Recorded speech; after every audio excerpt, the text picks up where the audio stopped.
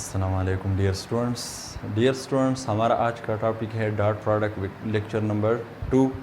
आज के लेक्चर में हम class first year mathematics exercise 3.3 की कुछ क्वेश्चन सॉल्व करेंगे।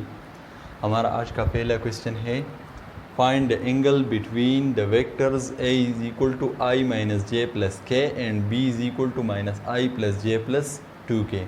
ये हमारे पास 2 वेक्टर्स है, हमें इन 2 वेक्टर्स के दरमियान एंगल मालूम करनी है। तो सॉल्यूशन में हम सबसे पहले लेंगे ए वेक्टर, वो हमारे पास बराबर है i माइनस जे प्लस के की, और बी वेक्टर हमारे पास है minus i plus j plus 2k की बराबर। अब 2 वेक्टर्स के दरमियान एंगल मालूम करने का फार्मूला हमारे पास ये है, cos theta is equal to A dot B divide by A magnitude into B magnitude. ये हमारे पास 2 वेक्टर्स मालूम करने का फार्मूला है। फार्मूला में हमें ए डॉट बी मालूम करना है, ए मैग्नीट्यूड मालूम करना है, बी मैग्नीट्यूड मालूम करना है। सबसे पहले हम मालूम करेंगे ए डॉट बी। ए हमारे पास है आई माइनस जे प्लस के की, डॉट बी हमारे पास बराबर है minus i plus j plus 2k की बराबर। अब इन 2 वेक्टर्स का डॉट प्रोडक्ट लेते हैं। डॉट प्रोडक्ट की रूल से हम इन 2 वेक्टर्स को इस तरह मल्टीप्लाई करेंगे कि i के कोएफिशिएंट को i के कोएफिशिएंट के साथ मल्टीप्लाई करेंगे, 1 मल्टीप्लाइड -1, इससे बनेगा -1। j का कोएफिशिएंट j के कोएफिशिएंट के साथ मल्टीप्लाई करेंगे, -1 मल्टीप्लाइड बाई 1, इससे बनेगा -1। और k का कोएफिशिएंट k के कोएफिशिएंट के साथ मल्टीप्लाई करेंगे, 1 मल्टीप्लाइड बाई 2, इससे बनेगा 2। -1 इससे बनेगा -2 प्लस 2, -2 प्लस 2, इससे बनेगा 0। तो ए डॉट बी हमने मालूम कर लिया है। अब ए मैग्नीट्यूड मालूम करेंगे, ए की जगह ए की वैल्यू पुट करेंगे, आई माइनस जे प्लस के मैग्नीट्यूड। अब मैग्नीट्यूड का फार्मूला यहाँ पर अप्लाई कर लेते हैं।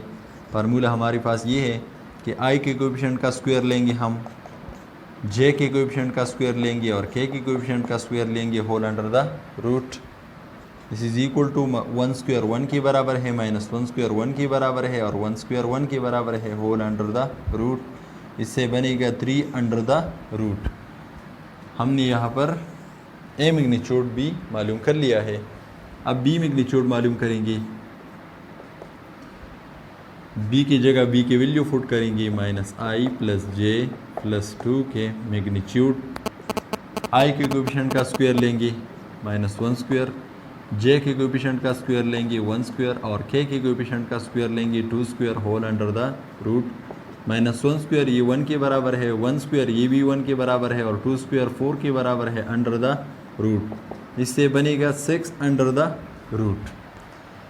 फार्मूला में जो रिक्वायरमेंट्स थे वो हमने पूरी कर ली है। अब फार्मूला ले लेते हैं, cos theta is equal to A dot B divide by A magnitude into B magnitude.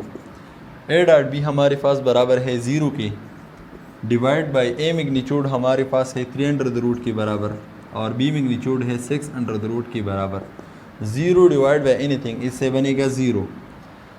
अब काज को जब हम, काज तो एक फंक्शन है, जब इसको हम राइट साइड पर शिफ्ट करेंगे तो ये बनेगा काज इनवर्स 0। काज की वह एंगल जिससे 0 आता है वह है हमारे पास 90 डिग्री या 5/2 भी लिख सकते हैं, 90 डिग्री या 5/2 रेडियंस। तो हमने इन 2 वेक्टर्स के दरमियान एंगल जो है वो मालूम कर ली है। हमारा आज का सेकंड क्वेश्चन है, show that i plus 7j plus 3k is perpendicular to both i minus J plus 2k and 2i plus J minus 3k। इस क्वेश्चन में हमें ये प्रूव करना है कि ये वेक्टर इसको भी परपेंडिकुलर है और ये वेक्टर इसको भी परपेंडिकुलर है। आपने प्रीवियस क्वेश्चन में देखा होगा कि हमने ए और बी हमारे पास 2 वेक्टर्स थे, हमने इन दोनों के दरमियान एंगल मालूम कर ली। जब ए और बी का डॉट प्रोडक्ट 0 के बराबर था तो एंगल जो है वो हमारे पास राइट एंगल आ गई, यानी 90 डिग्री हमने मालूम कर ली। अब हम इस वेक्टर का डॉट प्रोडक्ट इस वेक्टर के साथ लेंगे। जब इन दोनों का डॉट प्रोडक्ट 0 के बराबर हो तो ये वेक्टर इसको परपेंडिकुलर होगा। इसी तरह इस वेक्टर का डॉट प्रोडक्ट इस वेक्टर के साथ भी लेंगे, और अगर इसका डॉट प्रोडक्ट भी 0 के बराबर होगा तो ये वेक्टर उस वेक्टर को भी परपेंडिकुलर होगा। हमारे पास ये 3 वेक्टर्स है, इनको नाम दे देते हैं। Let a is equal to i plus 7j plus 3k, b is equal to i minus J plus 2k और c is equal to 2i plus J minus 3k।